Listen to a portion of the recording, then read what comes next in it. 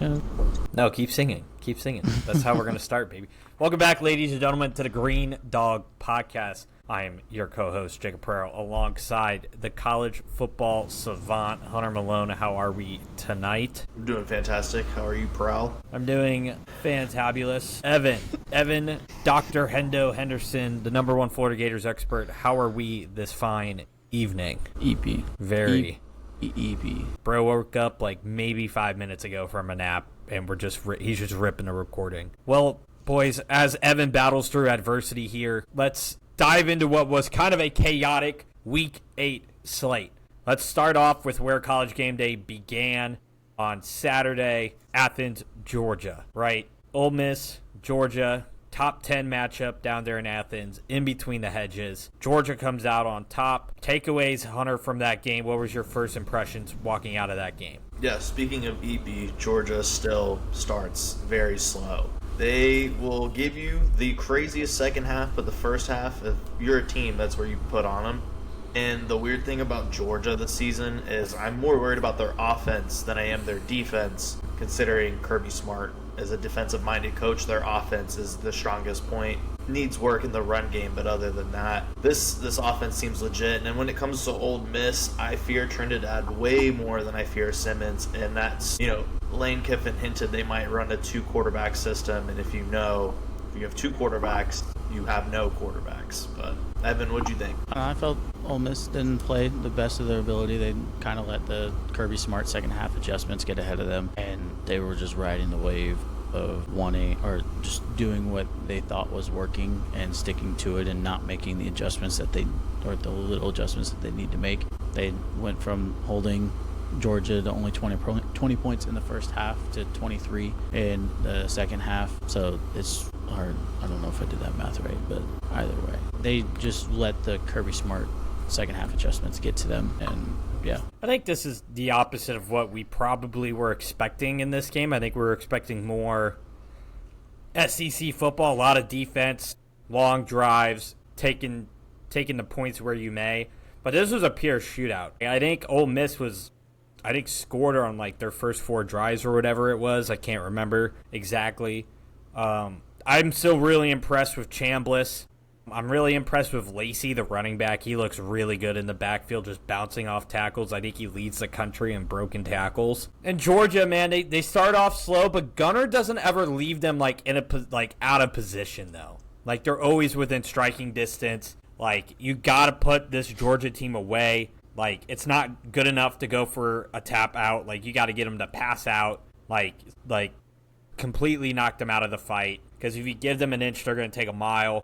I was really impressed with the way Georgia battled. I liked the way they played defense in the second half, especially shutting down what seemed like an unstoppable Ole Miss offense to them. But yeah, I was super impressed with it. I mean, Ole Miss now goes on the road with a tough test with Oklahoma, which we'll dive in later. And I believe, is Georgia on bye this week? I can't remember if they are or not. Who's Georgia got this week? They're on bye? They're on bye.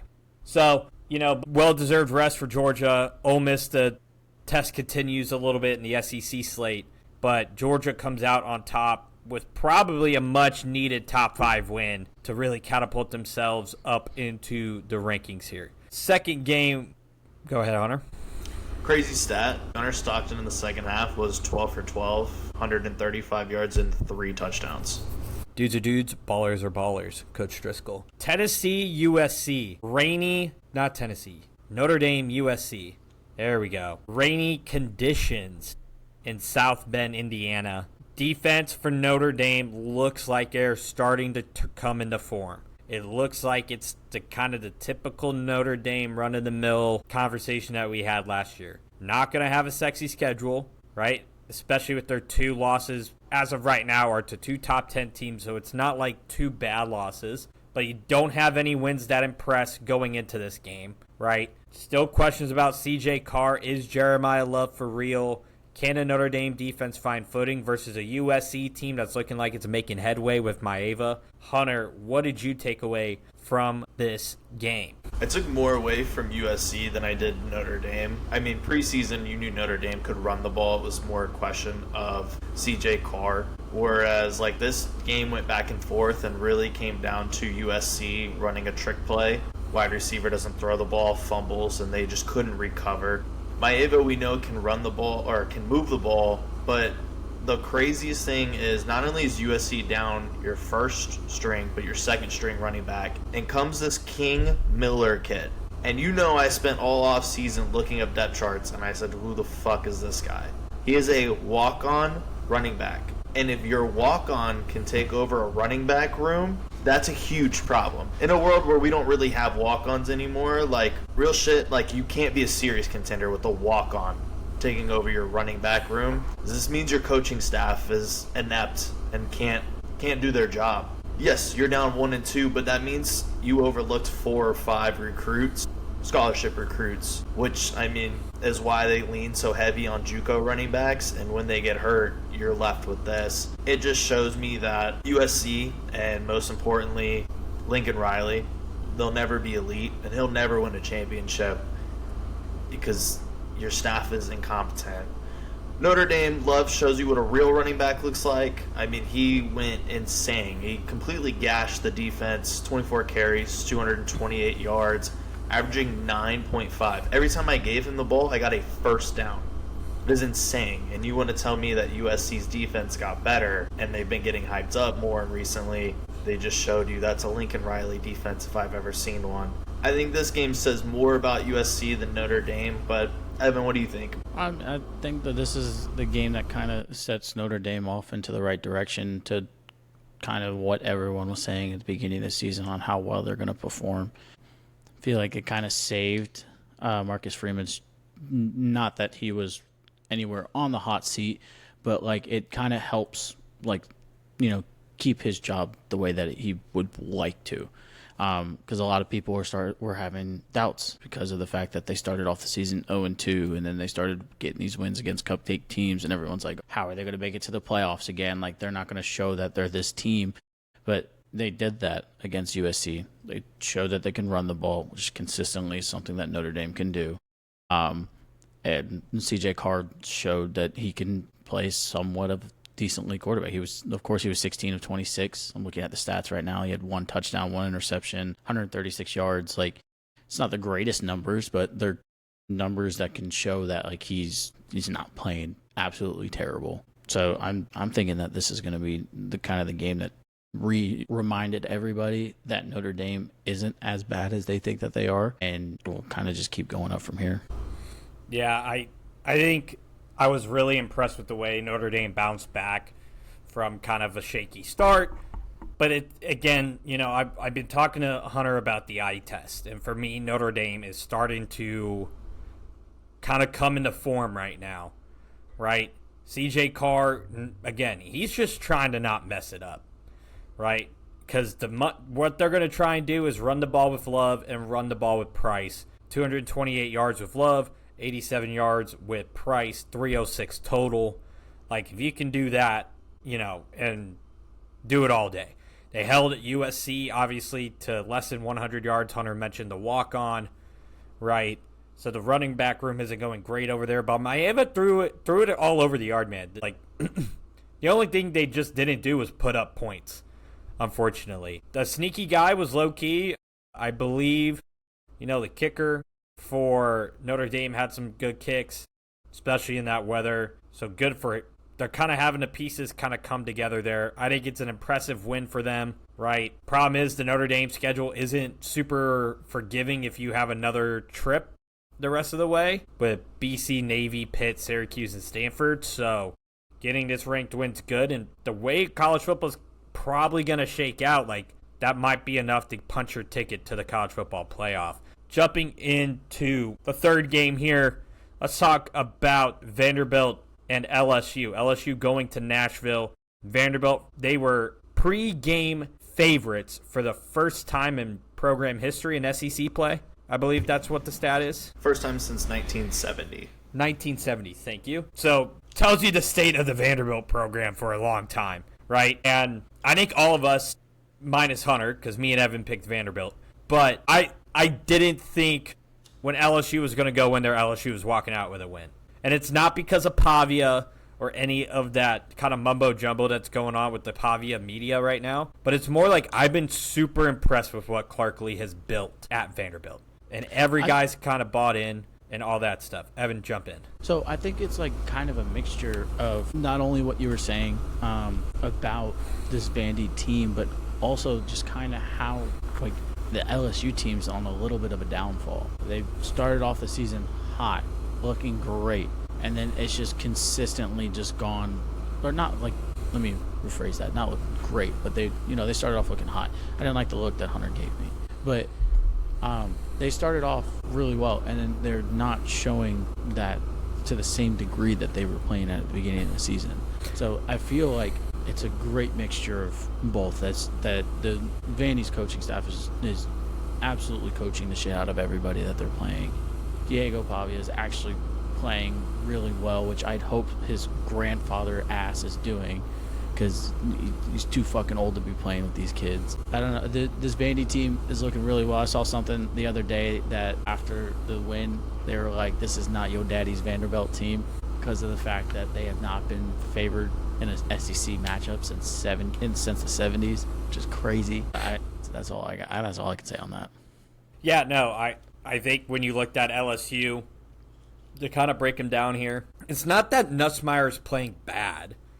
He just doesn't have an offensive line. So, like, he doesn't have any time to, like, kind of get ready to throw. Vanderbilt, like, sneakily, like, made him run for his life a little bit. Like, he was out of the pocket more than I think Nussmeier probably would have wanted. And I don't think they really established the run game, I think, the way they wanted to. And I also just think it also comes down to coaching.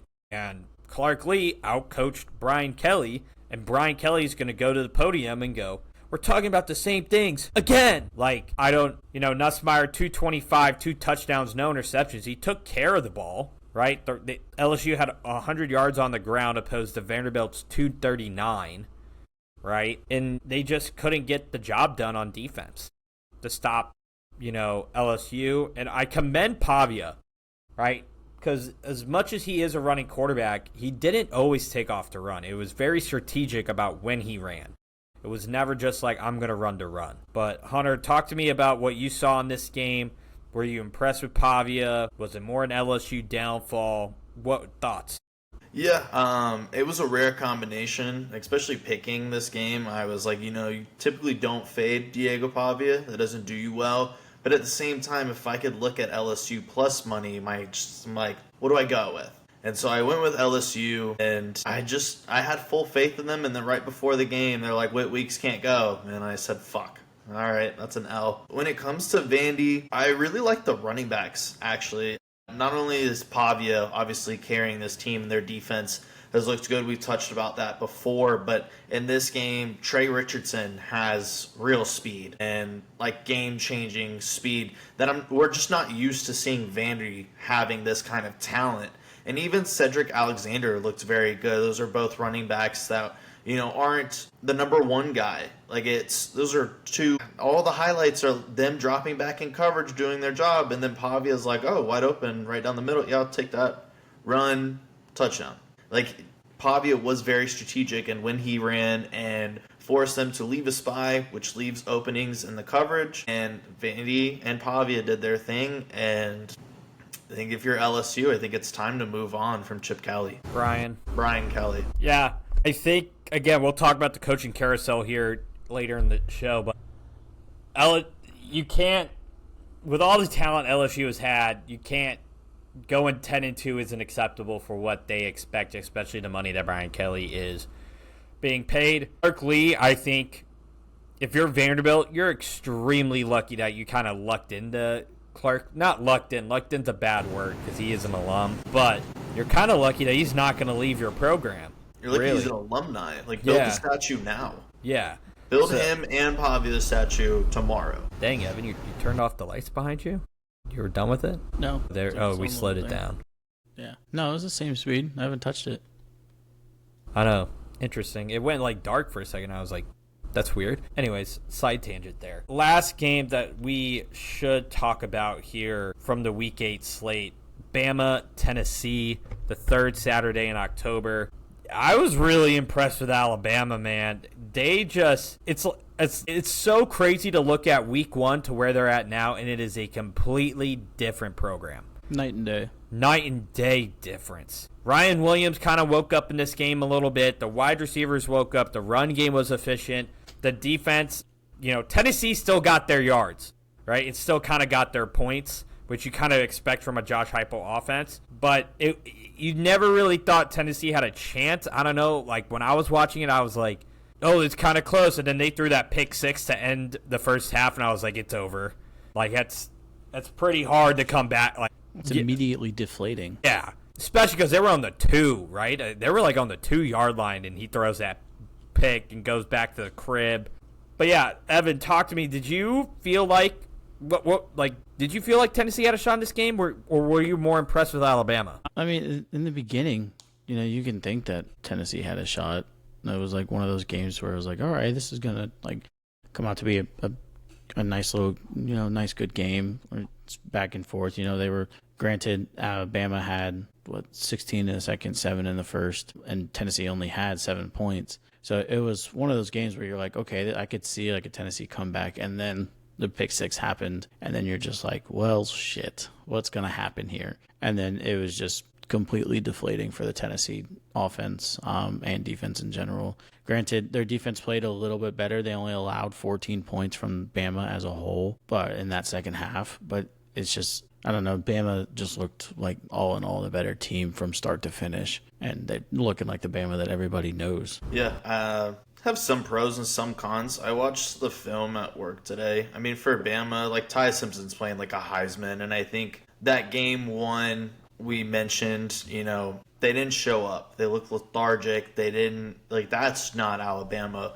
Week 2, when they blew out Louisiana Monroe, we're like, look, maybe they found their groove, but we'll really see it at Wisconsin. And then we made the video on Wisconsin saying that Ty Simpson found his shit, and we were right. It's very obvious that Bama has the best wide receivers in the country. Unfortunately, they have no running backs. I mean, they have to be creative to run the ball. They have to do jet sweeps, and it's not a normal Alabama offense where you can go and just hand it off to your tailback, and you got this guy that's going to go down and bruise yards and really tear up the defense. And it's very weird. Once again, it's the same feeling as Georgia. Like, it's not what I'm used to seeing. Now, the defense played lights out. They did great. And then for Tennessee, you can see that they've already made a change at the running back position.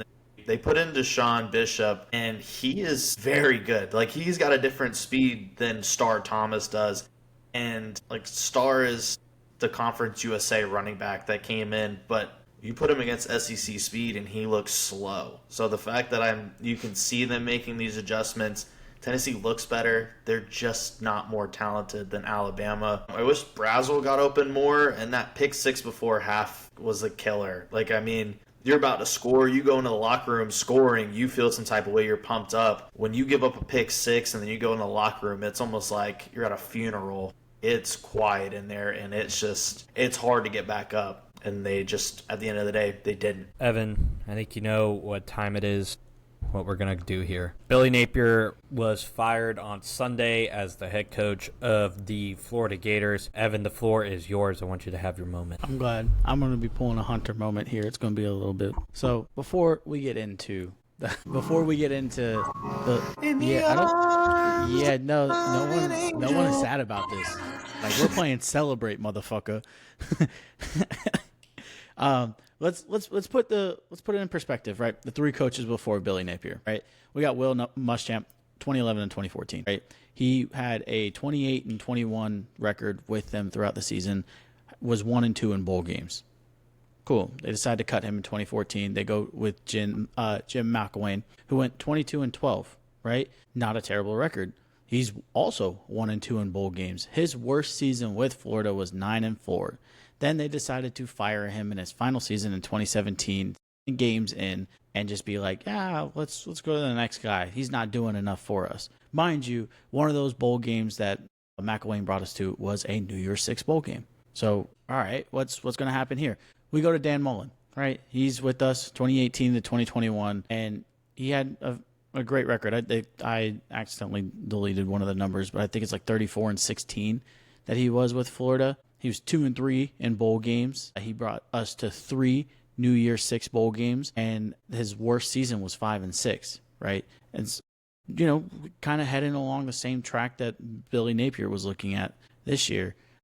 But then they fire him, and then they're like, oh, let's go to fucking Billy Napier, right? During his tenure at the University of Florida, this motherfucker went 22-23. He has had the worst win percentage since, can someone guess who the last coach was to have the win percentage? A worse win percentage than him? No. Yeah, because it was back in fucking 1946. Raymond Wolf was the last fucking coach to have a way worse win percentage than Billy Napier. The highest Billy's ever gotten was 12.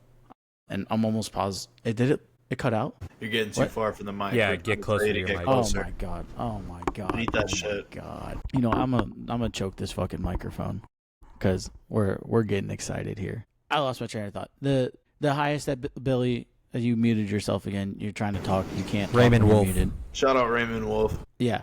All right. This makes me mad. Is there any way that I can just restart? Yes. Okay, good. Cut this shit out. Jacob, I need your little intro again. Evan, I think you know what time it is. On Sunday night, the Florida Gators fired Billy Napier. I'm going to leave it at that. The floor is yours, Evan. Go ahead. Good. We're not. Hey, Siri, play Celebrate. We are so happy. He's gone. No. Shut up. Hey, Siri, shut up. You know what? Fuck it. We'll keep it going. No, so let's put it in perspective, right? 3 coaches before Billy Napier. Will Muschamp was still going. Will Muschamp, 2011 to 2014, 28 and 21, 1-2 in bowl games. Right? Okay, cool. It's what we like to see. We're doing decent. So then they decide to fire him, and they go to Jim McElwain, who was with us a total of 3 seasons. He was 22-12. That's what we like to see as Gator fans, right? 1-2 in bowl appearances, brought us to a New Year's Six game. And sorry, I was getting a phone call, but he was fired 7 games into the 3rd season. Mind you, his worst season was a 9-4 record. So we're like, what? Like, okay, like, I understand that the mentality is, getting to the national championship, winning the national championship, and everything, but already doing pretty well. I know Florida fans weren't the biggest fan of him because, we for the longest time we were like, oh, we expect this, we expect that. So we're like, you know what? We're going to move on. We're going to go to Dan Mullen, right? 18 to 28-21, who was our that's how long he was our coach for. I want to say it was 34-16. I accidentally deleted the last number for his record, but he did great, right? 2-3 in bowl game appearances. All 3 of those bowl games were New Year's Six bowl games, right? So we went from a coach that only brought us to 1 during his year to now a coach that has brought us to 1 each year that he was with us, except for 1. His worst season with Florida was 5-6, so I feel like that was the kind of the chopping block kind of thing that got him kicked off. But I feel like that was one of those things to where it could have been turned around, right? COVID kind of messed everything up and kind of messed with the recruiting a whole bunch, so that could have been a factor. We don't know. I mean, if we're going to base it off of how he's doing at UNLV right now, 4 years later or 3 years later since his last coaching gig, he's doing really well. They're, 6-1 right now? So he's showing that he is still that coach. I couldn't even tell you why we got rid of him. I thought it was ridiculous. That's besides the point. We hired dipshit Billy Napier. During his tenure at Florida, he is 22-23, or 22 wins, 23 losses. Terrible. He has the worst win percentage and nobody can ever guess this, Raymond Wolf. Raymond Wolf, when did he coach? He coached from 1946 to 1949. Before the Second World War, before everything, right? And it's just mind-boggling because that is crazy. So let's get into a little bit about what Billy Napier did during his 3 seasons with the University of Florida, right? His first season, he made it to a bowl game. Woo, great, awesome. We made it to a bowl game, Vegas bowl game, 6-7. We got our backs blown out by Oregon State. Blown out. It was 30-3. The only good thing that Billy Napier did in that game was keep Florida's keep Florida's streak of not being shut out since 1988 alive. Right?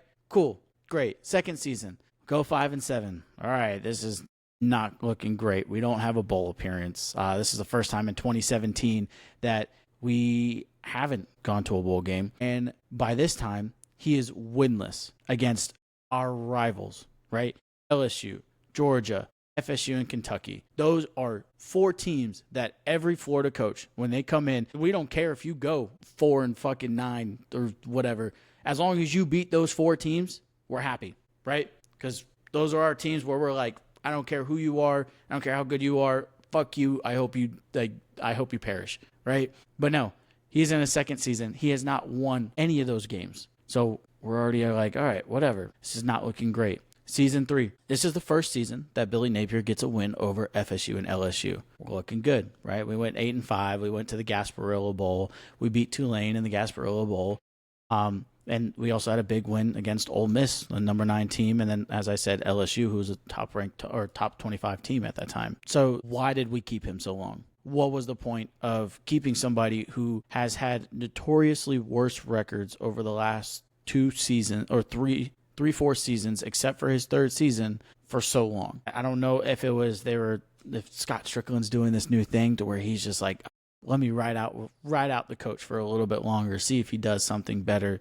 Like, don't think of it like that, Hunter. I don't know why you're making that face. Stop. But it's just like, what? The only good thing that I will say Napier did during his time at Florida, he recruited very well. In the 2024 season, we were 13th ranked nationally for our recruiting class. We were 7th in the SEC. This past year, we were ranked 7th nationally in the ranking in the recruiting class. So like, he knows how to recruit. I feel like that was the only thing that pretty much saved him for so long, is because of how well he was recruiting. But at the end of the day, how well you recruit doesn't show how well of a coach you are. You need to be able to coach. You need to be able to make the right play calls. You need to understand that when you are in a situation to where you are making terrible play calls, you pass the fucking microphone to your offensive coordinator, the person that you hired to do that role. You are not making great choices. You are not doing what you need to do as a coach, making the correct play calls. Pass it off to someone that is willing to do that for you. Stop trying to fix something that's broken with fucking tape. You need to fix that shit with super glue, motherfucker. I'm so glad that I'm done stressing about how stupid some of the play calling is going to be. The interim head coach that they have right now, Gonzalez, he's been with the team for a while. Kind of excited to see how he's going to be playing, what role he's going to be playing.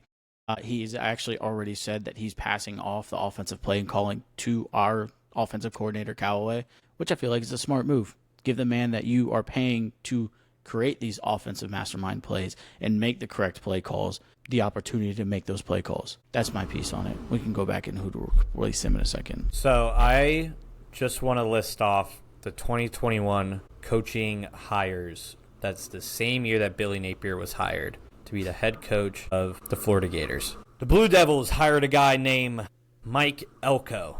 He's doing now really well at Texas A&M. Texas Tech hired a guy named Joey McGuire. Granted, he's got oil money, but he's doing pretty good. Virginia got Tony Elliott.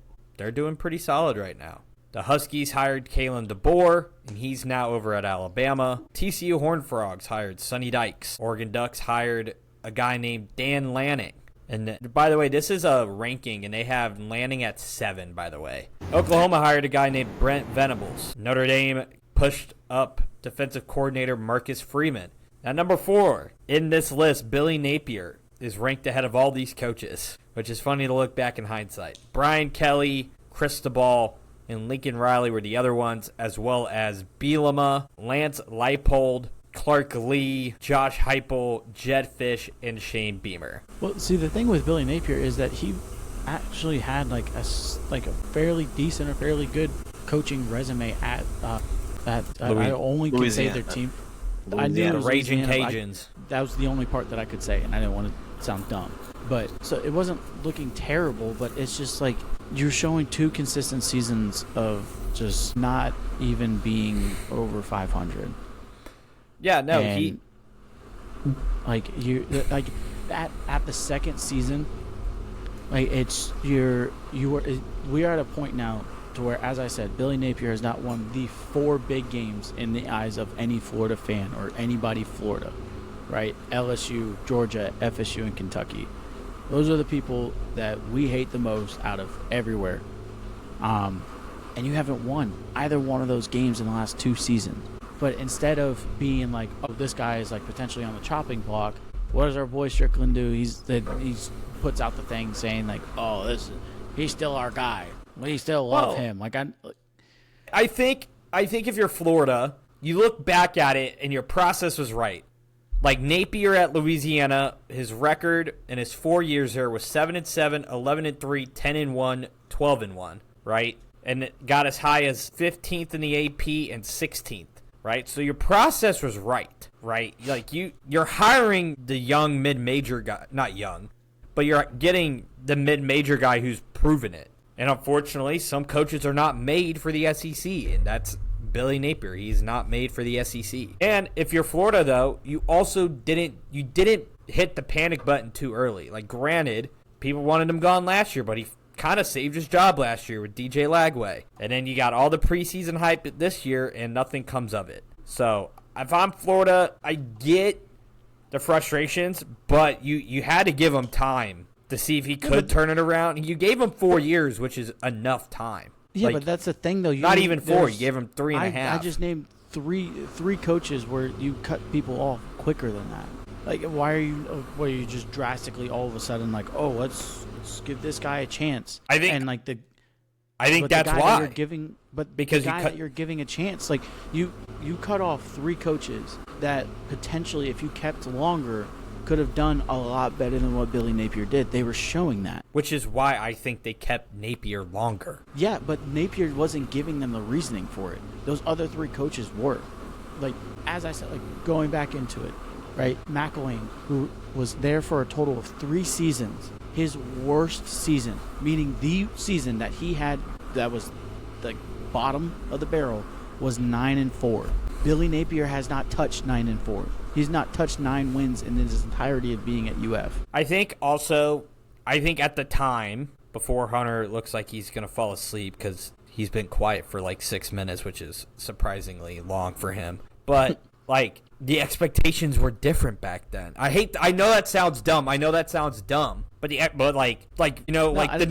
next guy who takes the Florida job, like, are the expectations national championship or bust? Yes, it's what it is for everybody. Your intention of hiring the coach is to go and get you a national championship, to build that dynasty program. I don't care if Florida was fucking 1-11 the last 6 seasons. Your next goal, and whoever you hire, is to go win a national championship. So at the time when you're firing like a Jim McElwain, like I feel like, or McElwain, whatever like their thought process was before is the same thought process now. You want them to win the 4 big games: LSU, Georgia, FSU, Kentucky. Right, in the eyes of a Florida Gator fan, you want to win those big games, and you want them to go and do big things. You want them to, at minimally, like, not minimally, let me rephrase that. Like, you want to make a bowl game, right? That's a minimum that you would like. But like to get to a New Year's Six bowl game, to make the CFP playoffs, like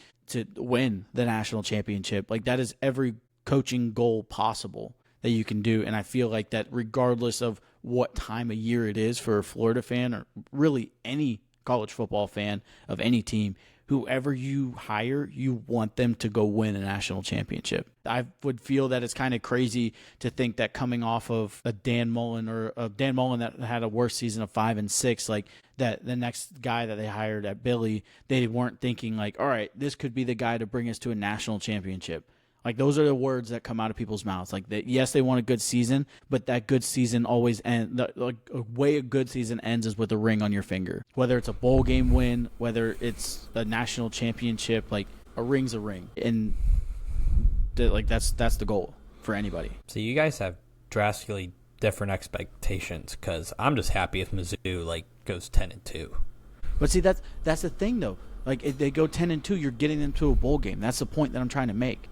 Like, you want your coach, ultimate goal for your coach is to win a national championship, is to be that guy, to build that program, But like, if you're content with your coach having like 6-5 seasons, or like 7-3 or 7-5 or whatever the numbers are, because I can't think straight because I'm fucking fired up, then you weren't expecting good things. Like, you don't think that your program doesn't deserve to be on that in that big limelight of potentially fighting for a national championship. Like, your goal every year should be to get to the national championship. Hunter, wrap us up here before we dive into who Evan would like his first call be before we dive into that. Yeah, I think your point is from Missouri. And when's the last time Missouri's won a national championship? All right, don't do that. That's mean. Don't do that to me.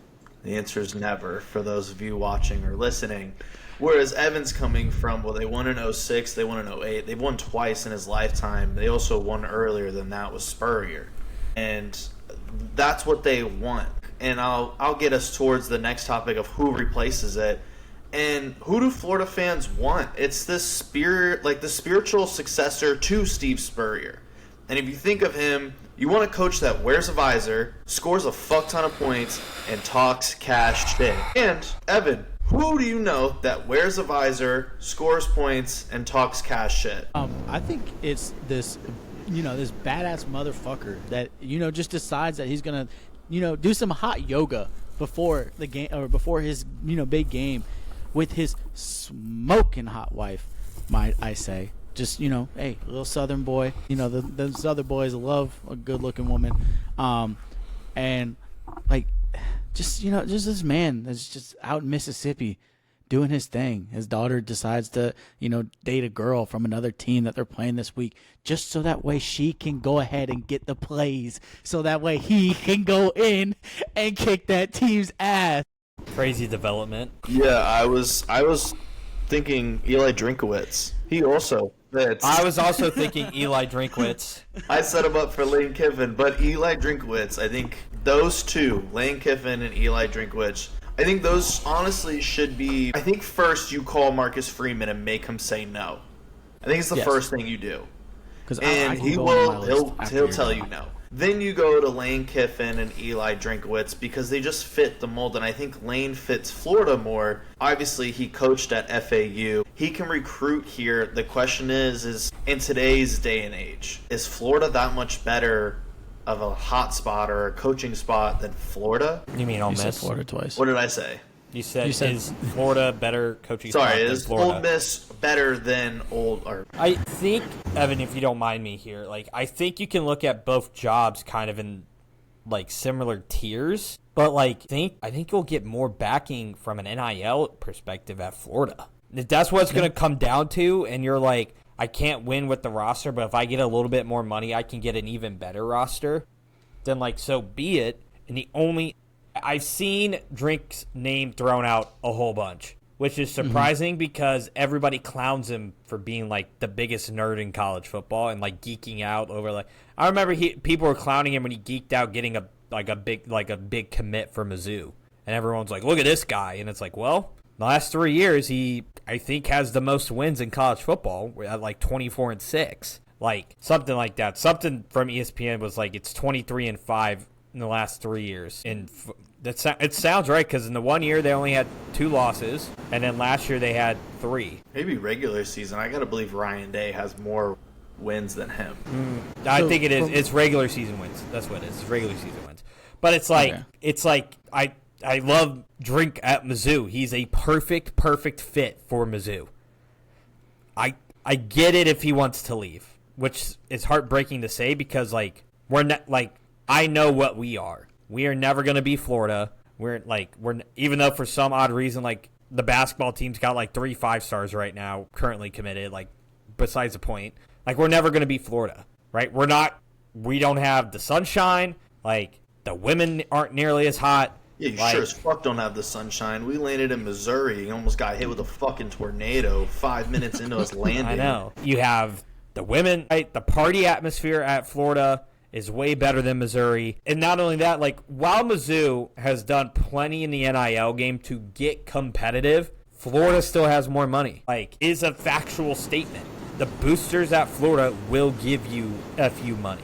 Yeah, so, and it helps that taxes are cheaper here, too. Yeah, so, I understand if Drink wants to leave. Like, I totally get it. This part of it is bias. Part of it is me just, like, thinking about it, really. I don't know if Drink will leave Mizzou. Like, he is golden there. Like, the pressure will never get, like, that hot for him. The seat won't get that hot. Like, he can be the Mizzou coach for the next 10, 15 years, barring, like, the Barry Odom, like, terrible 2 seasons that he had, where we were like, Barry Odom's got to go. Like, he has a great situation at Mizzou. And Mizzou, like I mentioned, we are perfectly content going 10-2 and maybe, like, dancing around the college football playoff. Like, make it exciting for me, right? I don't, like, if Drink goes to Florida, I think you're going to get a guy who can smooth up donors. You're going to get a guy who can recruit his ass off. Like, you're going to get the talent. He also sometimes makes very boneheaded coaching decisions, as I watch. But like, if he does it at Florida, though, he has a very short leash. Versus if he stays at Mizzou, it's his team until Drink leaves or until he starts sucking. He's never leaving. So as long as we keep going to bowl games, like, he'll stay the coach of Mizzou. Evan. So, I have a list, right? There's 6 coaches where I'm looking at that I could, like, where it could be seen as they're doing well. I mean, you brought up Drinkowitz, 25 of 26 while at Mizzou. He has a high coaching ceiling, right? There, at least that's the stat line that I've gotten for his record as a whole is 25 and 6. You can fact check me if you want to, Jacob. 25 and 6. You said 25 of 26. Oh, I'm sorry, 25 and 6. Yeah, there we go. I threw in an extra number. So, like, I feel like just basing it off of your points as well as throwing in the points of the fact that he has a high coaching ceiling would be a great fit for Florida, because you're giving them the availability to kind of recruit at a better standard. I wouldn't say better standard, just a different standard, because there's, as you said, there's the Mizzou standard and there's the Florida standard when it comes to recruiting. Lane Kiffin, though, I don't think it's probable at all, especially the way that Ole Miss is playing right now and how well they've done in the last 2 seasons. I don't think that it'll be probable that he would come to Florida, but I feel like it'd be a great fit. I also think it's time for Lane to get a change of scenery. Like, so you're saying that he should leave Ole Miss? Yeah. I feel like, because, like, Lincoln Riley left for USC, right? Some other guys left for, like, change of scenery jobs. Like, I think it's time. Like, yeah. He hasn't been able to get it done at Ole Miss. Which I feel like that's probably why he would consider taking the Florida job. Like, I've seen some reports, I don't know how true that they are, but they have said that, like, Strickland has reached out to Kiffin and talked with him, and his agent is kind of using it as, like, some leverage to get an extension through Ole Miss. But, like, he's considering it. It would be a great option to come to Florida because of the fact that that's what Hunter was saying. Like, there's Ole Miss money and then there's Florida money, where the boosters will pay, especially if you are showing that you have the Florida values behind you, like what we think about as Florida football. Like, if you start to give that Urban Meyer vibe that everybody was wanting or is looking for since Urban Meyer has left, the boosters will give you whatever money you want, and they will make sure that you get whatever you need and whoever you need and what you want to help you, as long as you are fulfilling what needs to be fulfilled. Another person that I saw in a couple of different things was James Franklin. Like, yeah, he was recently fired from Penn State, so he's the only one that really is like, all right, I'm looking for a job. His record isn't terrible in his coaching career. He's 128 of 60, which is pretty good. But the only downside is homeboy can't win a big game. And that is what will get you kicked the fuck out of Florida faster than anything else. Because, like, I'm not even going to say those 4 big games again, because I've said it at least 7 times tonight. If you don't win those, as well as you don't get us anywhere near the playoffs, or if you get us into the playoffs and you just can't win a playoff game, like, Florida fans will be calling for your head. Billy Napier never got us to the playoffs, and we were calling for his head halfway through the second season. Wasn't that Marco Wilson that stopped him from going to the playoffs that one year, or was that the coach before? I think that was Mullen, because that was the Kyle Trask year, right? Yeah. Because, yeah, that team was nasty. Yeah. Kyle Pitts and all them boys. Yeah. No, so I mean, there's... Go ahead. Sorry.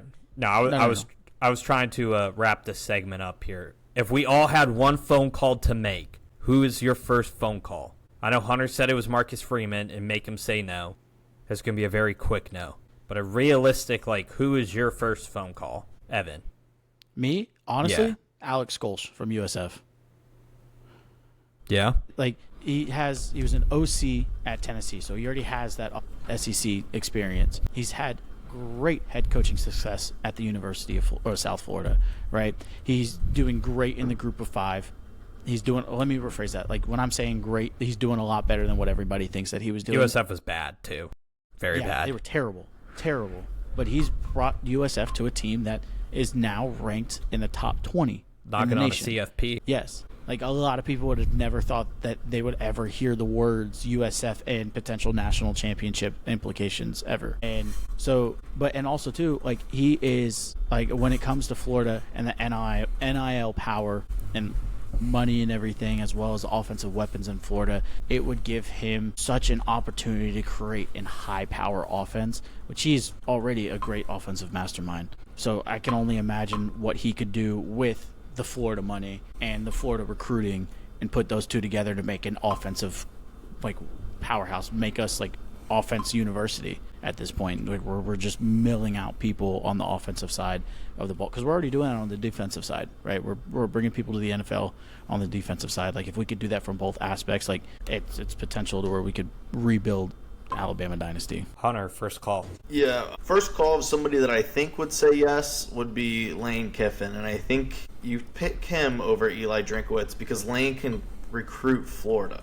That's the huge thing. Like, Eli, all his big recruits are local. Brady Cook, St. Louis product. Luther Burden, St. Louis product. Like, his top recruits, I mean, who was the other wide receiver, the kid from Oklahoma? Theo? Yeah, Theo from there. Like, he's getting a lot of the Midwestern talents, and he's hitting on the transfer portal, but he just David gets Wilson, 1 or 2 pieces. Zion Young. Yeah, so he knows how to recruit the Midwest, but he's never been in Florida, whereas Lane was recruited in Florida, went to FAU, and built Ole Miss to where they are now. I think Lane Kiffin makes the most sense. But also, as Florida as a staff right now, who is DJ Lagway going to stay for? And there's sources saying that he's going to wait to see who the coach is before he makes the decision to leave. But if you bring a guy in that is Lane Kiffin-esque, he might just bring somebody that might be better than DJ Lagway. Isn't that what you want if you're a Florida fan? I want a coach that's going to bring all of that luggage with them. If you get a guy that's Alec Golish, Byron Brown's not, I think he's a senior. That, or I think he had a medical. He might have 1 year because he was hurt last year. Even if he doesn't bring anyone, he's a great evaluator of talent. He pulled Chambliss from D2. Look at Chambliss. And he put Jackson Dart into the league when he transferred over from USC. So, I mean, he transferred out because he lost the job. Yeah. So he came to somewhere where he could start, and Lane had no one else. So, I mean, if you look at it, you have Jaden Bach, who's, if he hits the portal, will be the #1 commodity.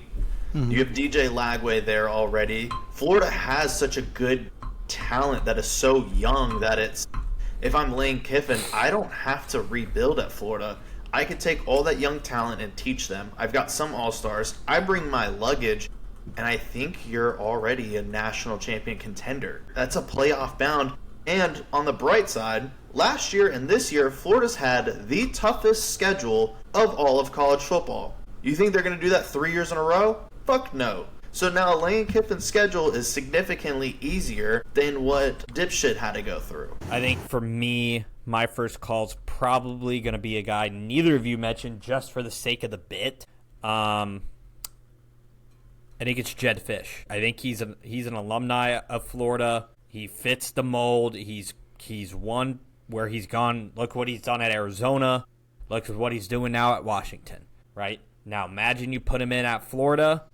I think you'll see a lot of really good things that come out of that. But again, I think to both your all's point, I don't know if Jed Fish is like the sexy hire for a program like Florida, right? I think if you're a Florida fan, it's Kiffin or Drink. And if it's not Kiffin or Drink, it better be the hottest name in the cycle going to Florida. Whoever that may be, right? Maybe it's Summerall from Tulane, maybe it's Golish, right? Maybe it's somebody else that we haven't seen yet, right?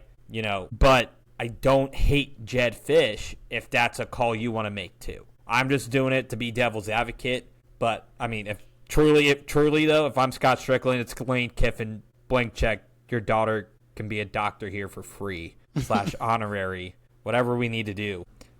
So let's go ahead and kind of segue into kind of very shortly and quickly, right?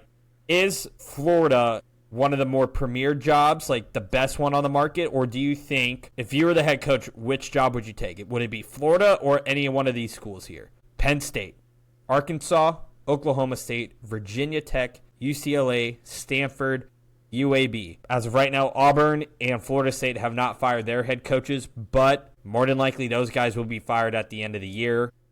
So actually, Norvell actually just got backed by the AD. So I was going to say he just got backed by the AD saying that they'll reassess at the end of the season for next season. AKA, let's see if we can come up with your buyout money. But I think Auburn, Hugh Freeze is gone, so let's just kind of throw Auburn in the mix here. Florida, Penn State, Arkansas, Oklahoma State, Virginia Tech, UCLA, Stanford, UAB, Auburn. What is the best job on the market if you are a head coach? You don't even have to ask me the question. I already know the answer. Yeah, Evans, Florida. Hunter? Florida. It's not even close. Yeah, Florida's the best job on the market. Penn State, people are going to be like, well, what about Penn State? Penn State, I will say Penn State is a close second. Penn State doesn't have Florida money. Exactly. That is the big factor. Penn State's got money, right? The problem is they don't have Florida money. All around, if you think about it. Oh, you guys are frozen for me. You're fine. It'll kick back. Not him. Oh, there we go. It'll kick back. It does that. Hello? Yeah, can you hear us? Yes, I can hear you. Yeah, no, it does that from time to time. Did everyone lag out or just me? Just you. Get fucked. Yeah, Florida has the best job without a shred of doubt. Jumping down, I want to save this one topic for the end of the show, but, I want to touch upon very quickly here. There's a lot of under the radar nail biters. Say that 3 times fast. Right? You had Mizzou, Auburn. Mizzou goes into overtime. Sloppy offensive performance from Mizzou, but the Mizzou defense steps up when they needed to. Zion Young, welcome to being a Mizzou Tiger. True son. Mizzou comes out on top for Auburn. Auburn, find a new kicker. That guy, wow. You trot him out there, and you just know he has no confidence in the world. And here's the thing, too. They trot out the Mizzou kicker for the overtime one, and my first thing was, this guy looks a little too nervous to be hitting this kick right now. Not the sexiest of wins for Mizzou, but it got us bowl eligible, and I'll take a win where I can get them sometimes. All yours, Hunter. A crazy stat about Auburn. In their 4 conference games, the 4 losses, how many times do you think they've had a chance to come and either tie the game or take the lead in the 4th quarter or overtime? 0. 10 times. The first time against Oklahoma, they did a 14-play touchdown that had them take the lead. Since then, the second time at OU, they had 7 plays, -8 yards, safety allowed. The third time was A&M 3 plays, -4 yards, punt. Fourth time, A&M 3 plays, -0 yards, punt. The third time against A&M, the 5th time in this situation, 4 plays, 3 yards, turnover on downs. The 6th time was against Georgia, 3 plays, 4 yards, punt. Mizzou, they had 4 chances. This is 7th, 8th, 9th, and 10th. Mizzou, 6 plays, 35 yards, punt. Mizzou, 1 play, -1 yard, end of regulation. Mizzou, 4 plays, -7 yards, missed the field goal. Mizzou, 4 plays, 2 yards, turnover of downs. That's 10 opportunities. If you count the 9, it's 35 plays for 24 yards, all with the game on the line, to give you 0 points and .69 yards per play. That's not a kicker issue. That's a fucking coaching issue. That's a situation issue. That's a quarterback issue. That's an offensive issue. That is, Auburn needs to fire everyone. That stat alone is just alarming as fuck. Arizona State. I got to keep moving this show along here. Arizona State, Texas Tech. Texas Tech was down 12 with 4 minutes to go. They take the lead right before the 2-minute warning. Arizona State with Sam Leavitt is inevitable. They go down, march down the field, and score, leaving basically no time for Texas Tech, even though they kind of made it close at the end there. Didn't get there. Texas somehow survives a scare from Kentucky. Just somehow, some way survives it in overtime. And then Virginia survives. Washington State's trying to play spoiler here, but Virginia. Yeah, you can't say you're a part of the SEC if you haven't shit yourself at fucking Lexington. Oh my god. Now, let's keep it brief here, boys. In this current moment in time, before we dive into some Week 9 talk here, we'll obviously touch upon the Heisman race as well as in this kind of short and sweet segment, right? Call it the Sabrina Carpenter special here. Who is locked into your college football playoff right now? I think if I had to lock in teams that are immediate, like Ohio State's in, Indiana is in, that's really the only two I'm comfortable locking in. I think I'm going to lock in Ohio State. I'm going to lock in Indiana. I'm going to lock in Alabama. That was going to be the one that I was going to throw on there. I don't know who's going to come out of the ACC, so I don't want to lock in anybody there. And I don't know who's going to come out of the Big 12. So I really don't want to lock in anyone there. I'm close to Oregon. I'm close just because like their schedule is very light minus a game against USC. How are you feeling about Texas A&M? Not very comfortable. You don't think still A&M. I don't care if Elko's there or not. A&M is still A&M. Like I'm still expecting them to go. I'm expecting them to collapse. Like, I don't. And it's not even Elko's fault. It's just that's what I'm conditioned with A&M with.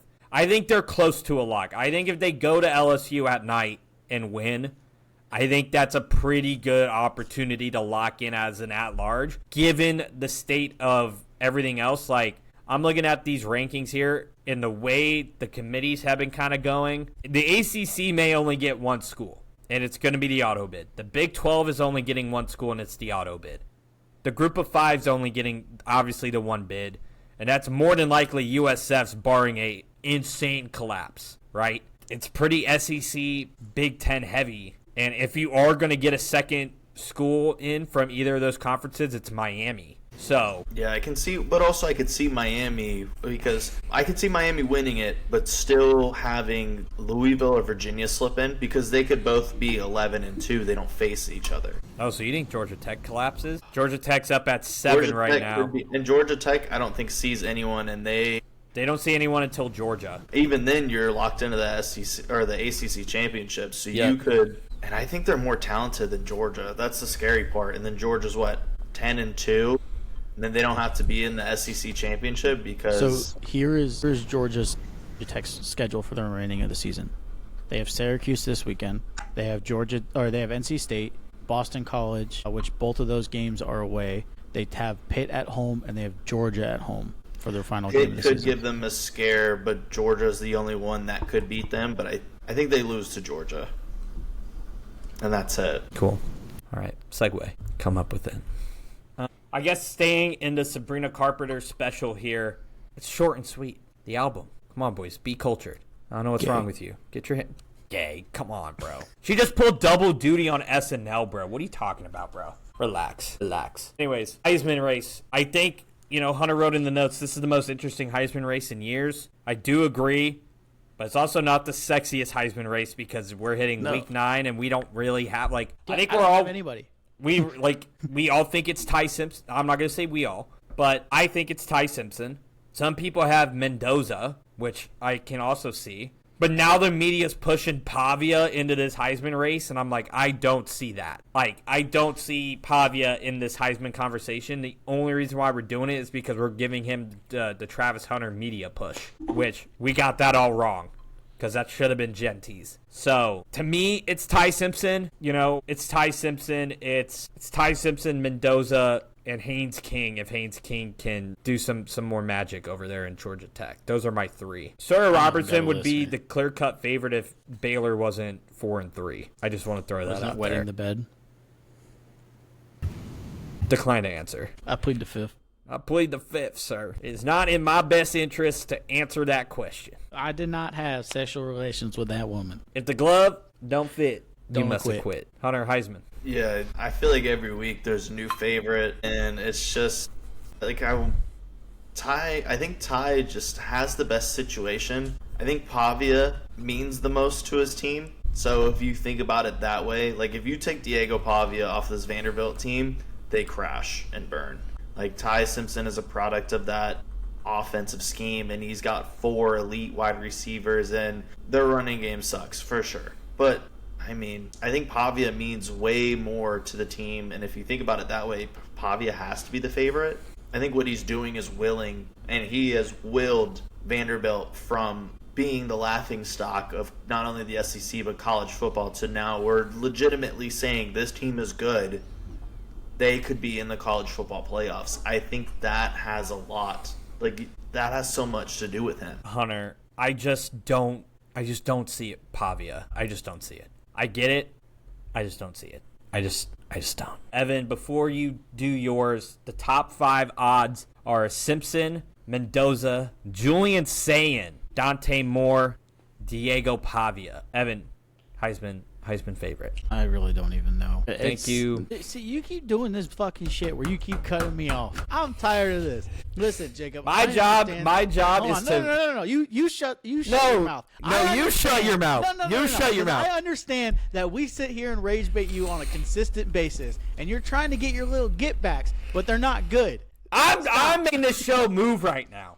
I'm keeping us on track. Hunter, you see how the rage bait worked? Look at him. See how the rage bait worked? Where the rage bait worked? Guess what? I'll delete this whole file. Look, speaking of rage baiting, College Gameday has been rage baiting the fuck out of the nation for far too long, and I won't have it. See, Jacob, that's how you transition. I was saving that till the end. Till the end. Because I'm trying to get through everything else, because we still have 3 other topics to hit. Everything else. We're already at 1 hour and 20 minutes. Let's hit the College Game Day. Hit the College Game Day, and then we'll go tune in, I guess, for the Tech Talk for game previews. Nah, we'll just kick off from Mikey Clark. God, we'll give him the action. I want to give you all do some pop quiz. The most hostings of College Game Day. If you had to give a guess from a school, what would it be? Texas. Texas, not even in the top 5. Evan, who do you think? Bama. Bama's number 2. You know who number 1 is? Is it Ohio State? It is Ohio State. Ohio State has hosted College Game Day 26 times. Bama is at 20. Michigan's 15. LSU 14. And in 5th place is Florida. You know who has the most appearances in College Game Day? Same answer. Ohio State's been on College Game Day 67 times. Now, the SEC bias has been crazy, and especially as of recent, and I think we know why. Disney purchased Fox in 2020 or 2017, completed in 18. The SEC broadcasts completed in what year, Jacob? What year did they take over the SEC? So before that, how many SEC schools do you think they went to? Like 4. It was 5. They even went to JMU that year. The year before that, it was 4. 4 of 15, they went to the Big 12 championship, and they hosted an HBCU. So ever since, College Game Day used to be spread out until Disney took over and ruined this great thing that we love. They used to go to an FCS where they would go to, North Dakota State. They even went to a D3 school. Williams hosted Amherst in 2007. They used to go to all these cool places, and now it's the same shit over and over again. And now we have just a larger scale SEC network. Big Noon Kickoff is pretty much doing the same thing over at Fox with the Big Ten. Conference realignment and all this shit coming together, we've made 2 giant conferences that just get all of our attention, and that's it. We've told all the small schools to go fuck off. We don't care about North Dakota State, otherwise we'd be there this week. Vandy's cool now, which I guess is straight, but also we're going to be it's just, I don't know. Evan, what do you think? Are we blowing this out of proportion, or? No, I definitely think that it's becoming more of a, let's go to wherever is going to get us the most views. And when they think of the most views, they're not thinking of we're getting the views of people that are out in the middle of nowhere or whatever. No, they're getting the views of anybody who's heard of college football. First team they think of, Alabama. I feel like what they're trying to do is bring in all these people that don't actually care about the sport, and they're just trying to bring their viewership up, and that's why they're going to all these SEC schools, all these big name schools, but it's defeating the purpose of College Game Day. As you said, College Game Day used to give us these fun little places that they used to go to, places that you would never thought would get national TV coverage the way that Alabama, Florida, Tennessee, all these big name schools, Ohio State, Big Ten schools and everything are getting, because like they're a smaller school. And like I don't know. I just feel like it's not the College Game Day we all know and love, and it needs to go back to it. Yeah, I brought this up in the group chat, and everyone was like, "What are you talking about?" It's like, I still love Game Day. I'm like, I'm not saying like Game Day is bad. I still watch it. I think it's good. I think obviously like we all miss Corso, but we knew that was going to happen at some point.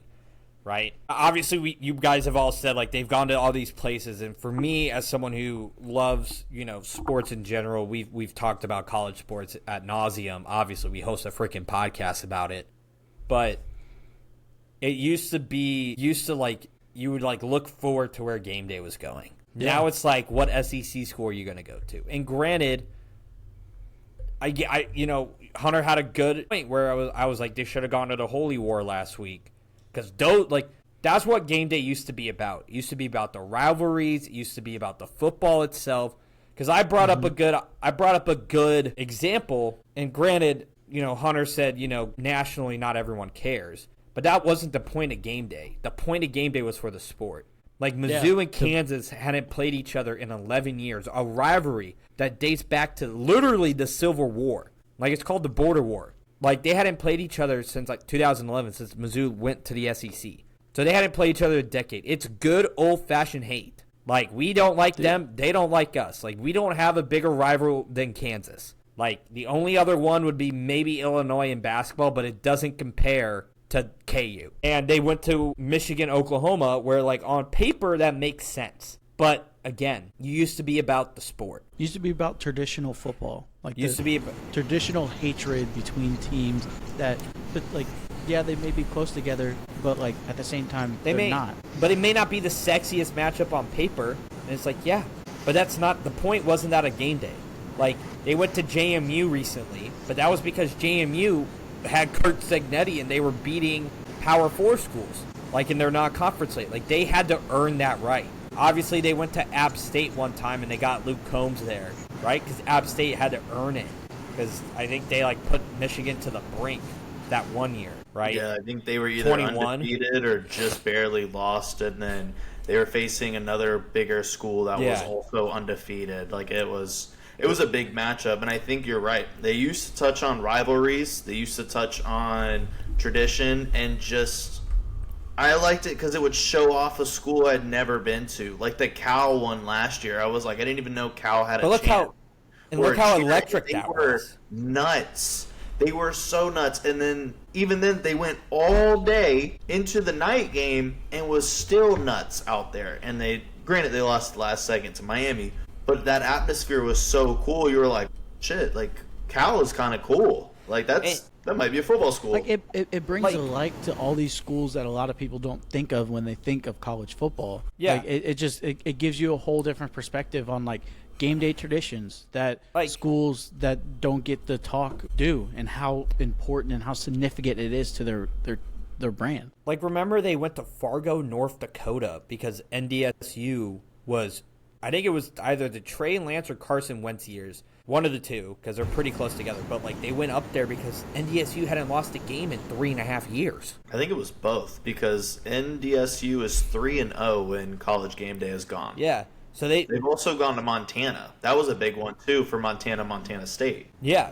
Like, you always knew you were going to get one FCS game a year. And those games were electric factory. Good example, we have the battle for the border marker this weekend. Number 1, North Dakota State. Number 2, South Dakota State. The winners of the last 4 FCS titles are those two schools. And yes, as a Mizzou fan, this is the first time Mizzou's featured on Game Day in forever. So, like, I'm excited, right? As a Mizzou fan, we're kind of like, oh, we're on Game Day. We're not hosting it, but, like, it's still cool. But it's like, and, like, the border marker is like that's a big rivalry, and the stakes can't be higher for them. And I get it. You want to go to Vanderbilt because Vanderbilt also hasn't been good in eons. Yes, I understand that. But like you can go back to Vanderbilt and later in the year if you need to.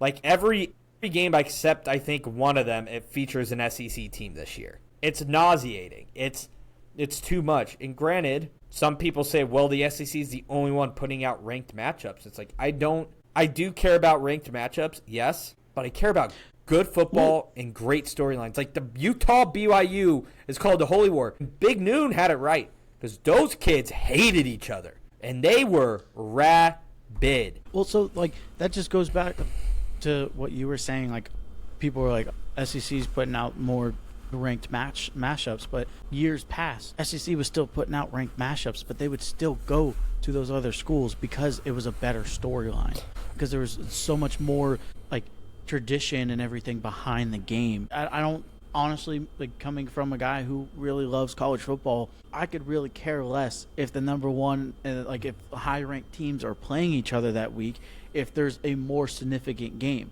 Like if you're telling me that this past week, if I had to pick between, going to BYU and Utah or going to see the number 4 team and the number 3 team play in the nation, I'm picking the more traditional game because there's more meaning behind that game.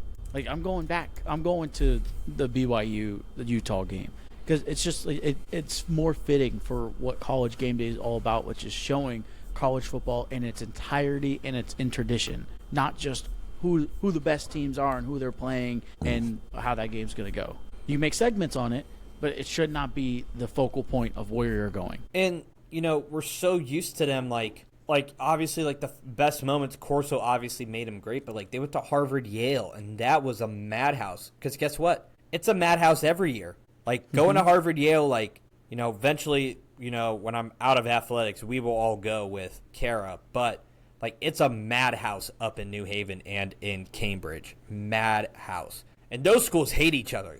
Like, that's a good example. Like, we obviously all remember, like, some other ones. I even forgot they went to Amherst and Williams College up in rural Massachusetts.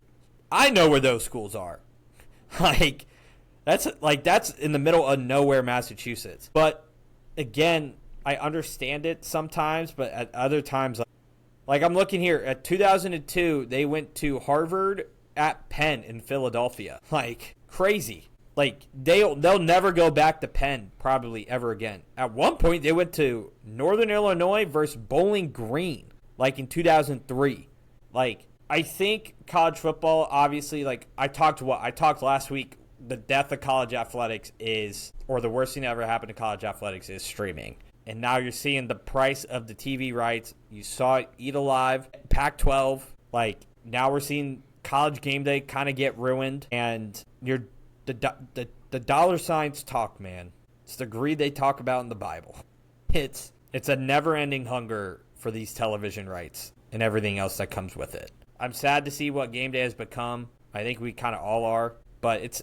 I think last week was kind of the final straw for me. I can see why you picked Georgia, but like you're not even picked. Like, actually, not even that. The Alabama one, I think, was where it really rubbed me the wrong way. Was when you brought Theo Vaughn, a Vanderbilt fan, to be the Alabama Game Day picker. That didn't make any sense to me. Like, that's not Game Day. And then they brought in Jelly Roll, who Jelly Roll's awesome. But Jelly Roll's not a Georgia or a Ole Miss fan, I don't think. So, yeah. I think the only reason why they brought Jelly Roll on was because he is best friends with Pat McAfee. And that's kind of what it's becoming. Are you friends with McAfee? Guess what? You're the College Game Day picker this week. I think it's funny that, like, it almost feels like a facade for College Game Day. Like, we used to watch Corso and then pick it. And now it's like, okay, we have an Ohio State guy, Big Ten. We have a West Virginia alum or a player, former player, both of them actually were. So we have Big 12. We have a narrator. And it's like, none of those guys are SEC guys. You wouldn't think they would be pushing it. And sometimes they bring Joey Galloway, and they used to have David Pollack, who was SEC. Like, they had pretty much everyone covered except for ACC. And unfortunately, with, like what you said, with streaming and everything going, I think we're more aware than ever. And they used to be consciously fighting against the SEC games, and there would be times even when we were in the dorms in the early 2020, we're like, man, that's a better matchup. Why wouldn't they go there? And it's like, oh, well, they already, like when Florida was rolling in 2020 with Trask, we're like, oh, that's a huge matchup. And we're like, oh, but they already did Florida. Like, Florida had like 4 games that was like, oh, shit, College Game Day should go there. But because they already did it, they didn't. Whereas now, I think if you had that issue, they're probably going to Gainesville 4 times. I'm sure they're real upset that they have to go to Nashville instead of bumfuck North Dakota. And it's almost like, is it because of ESPN, and ESPN's known for ruining shit recently, or Disney, and Disney's known for ruining shit recently, or is it just the guys that are like, bro, we're not going to North Dakota. Kill that. Like, no. Nashville, North Dakota, we're going to Nashville. Last week, do you want to go to Utah, or where you could spend a couple of days there, or would you like to go to, Tuscaloosa? And they're like, dude, I'm going to Tuscaloosa. We're going to the bar on Friday. Like, I know a couple of places to eat. I'm not going. Is that what it is, or is it really this Disney against Fox just in the college world? As someone who can answer it, it is that. It's compete for views, viral moments, sell it, get the views, justify why you're doing it, and here we go. I just looked up more game day locations that you're talking. They went to freaking Florida A&M when they played Howard. They went to HBCUs beforehand, and I remember there was a good stretch, and that was when Disney first bought it, and I remember making the joke that it was they're pushing the DEI shit. Of course we're going to go to an HBCU, but now I'm I wish they would go to Southern, because those bands are fucking sick. I want to see the marching bands perform. I don't want to see what they did last year where they had, Jack, what's his name? Jack Harlow. Rapping. Yeah, I don't want to see Jack Harlow lip-singing or rapping half of his song horribly with shitty speakers. The concerts, I'm glad they died. That shit needed to die. It was horrible. But at the same time, we go to Big Noon Kickoff, and they hired all of Barstool to keep them relevant, to push more views. And it's they did that to counter Pat McAfee. Smart move. And it's a huge, it's a great move. And the fact that Big Noon is willing to go to not only Big 10 schools, but Big 12 schools, and they're going to cover that, I'm looking ahead to what next week holds, and it's not a great slate, right? This week isn't great either, which is why everyone was so mad that they're why wouldn't you go to North Dakota, South Dakota? This is the perfect time. I think they go to Knoxville next week, because it's Oklahoma, Tennessee. They'll probably go to Knoxville. You could make the argument for Miami going to SMU, because they're both my SMU's undefeated in ACC play. I say my SMU's undefeated in ACC play. So that's an interesting storyline there. If they go to SMU, that place is going to be pretty lit. They haven't had that ever there, right? I think their whole plan was to go to Ohio State, Penn State, but now that Penn State sucks, they're probably not going there. Do they go to Austin for Vanderbilt at Texas? Do 3 Vanderbilt things in a row, but back-to-back weeks? No. You could do Navy, North Texas, 6-1, 6-0, but they're not going to do that, even though North Texas low-key has some juice to them. Florida, Georgia seems to make sense. No, because the Florida team's bad. They're not. I don't see them go. If they do that to be oh, we still care about rivalry and tradition, here's the last one in Jacksonville that we know of. Well, if that's the case, they'll go to Army Air Force for the Commander-in-Chief trophy. If they care about They could rivalries. also go to, Notre Dame, Boston College is a big rivalry, but I don't see them going to Boston. No shot. I genuinely think that it's probably going to be another SEC school, and it's just going to keep happening. And who knows? You look at Week 11. Again, you got LSU at Bama. If Mizzou somehow beats Vandy, A&M Mizzou looks pretty interesting in 2 weeks. You got Indiana at Penn State. Again, if they were good, that could probably be a good one. BYU, Texas Tech, if they stay as good as they are, that's going to be great. If they go to Lubbock, that's going to be exciting. There's opportunities for them. They just have to take it and not just cave into the SEC just because it's A&M Mizzou, and I get the hype around it. I would much rather you go to Texas Tech, BYU if it warrants it. Because whoever wins that game will probably win the Big 12. And if Texas Tech loses, they're kind of out of college football contention with a $55 million roster. Yeah. But, boys, long episode. I can see Evan. He's getting sleepy. We got to cut some segments short. Mikey Clark will do them on the TikTok. No promises there. Read the fine print. Parting thoughts, anyone, before we jump off here? Well, we told Evan 90 minutes. It's 94 and some change. So yeah, he's EP. We're not liars. Yep. It's not even the fact that I'm EP. I still haven't eaten dinner yet. Yeah. Well, Evan has been Evan. Dr. Hendo Henderson, your number one. Evan. Evan has been Evan. Well, You know what? Screw you, Hunter. Evan has been Evan. That's just going to be his new thing. No. Evan is Dr. Hendo Henderson, the #1 Florida Gators fan / expert. Hunter is your college football savant. I've been your co-host / moderator for the evening, day, wherever you're listening. I've been Jacob Prero, and we have been the Green Dog Podcast.